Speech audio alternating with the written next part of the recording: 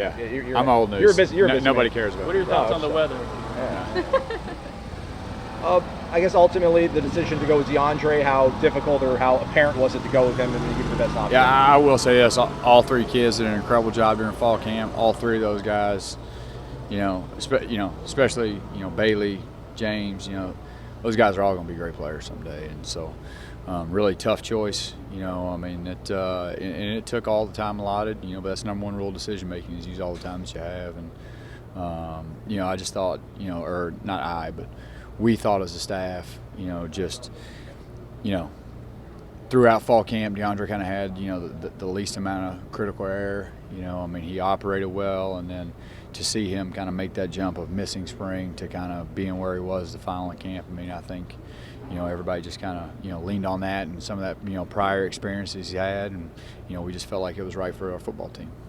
You've talked in the past this fall about Chris Taggart kind of catering his offense to his quarterback skill set. What do you see as DeAndre's biggest strengths? I think again, part of the reason that we made the choice was just, I think he's a guy that's been there and done that in terms of the decision-making piece. I think he'll make good decisions. Again, playing quarterback for us, more like a point guard.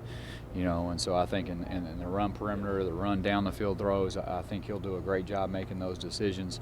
And obviously he can push the ball down the field. That's one of the things that Coach Tagg likes to do. We are aggressive. We are going to try to throw it over your head. And that's something that he does well. And he's got a really good feel, too, especially for those 50-50 balls. And, I think that there isn't anything that he can't do, and, again, it's just us catering to what he does best. Yeah, DJ Matt. What's the biggest change that you've seen in the offense since the beginning of fall camp?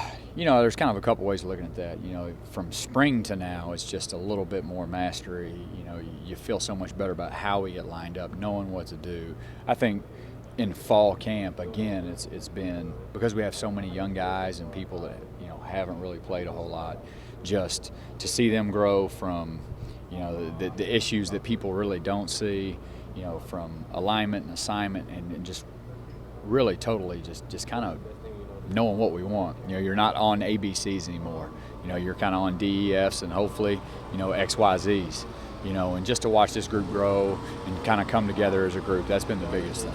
Coach, you alluded to it a little earlier and really talked about it too with DeAndre, him not making mistakes, taking care of the football. This may sound like a simple question, but why is that important to take care of the football on this offense? Yeah, major college football in today's game, just analytically, just if you use math, turnovers and explosive plays, if you can take care of the football, you're going to have a chance to win the football game. Mm-hmm. There's a 12, 15-year study that Greg Davis started when he was the OC at Texas that we've kind of kept going. At all the places that I've been, and when you win the turnover battle and the explosive play battle, you're winning 98.98. It's an astronomical number, and so if you can take care of the football, you got a chance to win. And you guys used a lot of analytics in terms of measuring the quarterbacks. Absolutely, this process? there isn't a metric that we didn't take in, and you try to use that as much as you possibly can to help make the most informed choice that you can, and then when it's close, that's when the gut aspect of it comes out. But yeah, every metric, every statistic, were their feet right, were their eyes right, was their decision making right, ball placement, how many times were you on the hands, you try to do everything you can to make the most informed choice that you can. There was a lot of oars on the depth chart when it came to wide receivers. It could be this guy or that guy. We got a bunch of good ones. We got a bunch of guys that can play. They all will probably fill a role and play, because the more guys we have that can play, the more depth we'll develop. The less likely you are that if an injury happens later in the year that you putting somebody out there that's unprepared because they haven't gotten reps. And we got a lot of guys that are pretty good with the ball in their hands. We like to put them in situations to play to their strengths and make sure that, number one, they're involved, and number two, that we're keeping as many people involved so our practices are better, our morale's better, and that we're really trying to make sure that everybody's a weapon. One of the only guys who didn't have it before was Keith Gavin. What have you seen from him this fall? He's had a really good fall camp. Obviously he's a big physical guy that can really run. He's a guy that also has done a nice job of winning those 50-50 balls, kind of what you'll hear me say on the rim. He's a guy that can, go win, against, a corner in those jump ball situations. He's done a really nice job catching the ball. I think as he continues to grow in terms of, system knowledge, and again, like kind of alluded to earlier, we're on DES right now. When he really gets the XYZs and really knows and has a great feel for things as those reps happen, he'll just keep getting better and better and better. Coach, when you're going against a team like Virginia Tech that's lost so many players on defense, how do you kind of keep your guys from relaxing a little bit?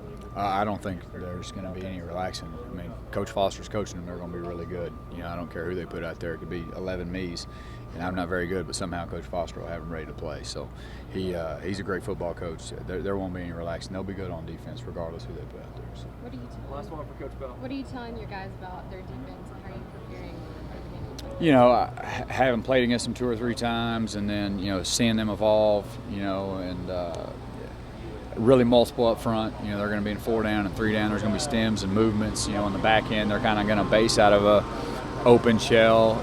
But they do a little bit of everything. That's what makes them so hard to prepare for. Is you're going to see everything. And couple that with a lot of pre-snap movement and post-snap movement up front on the D-line. Just they're a difficult group to prepare for, to kind of really lock in on.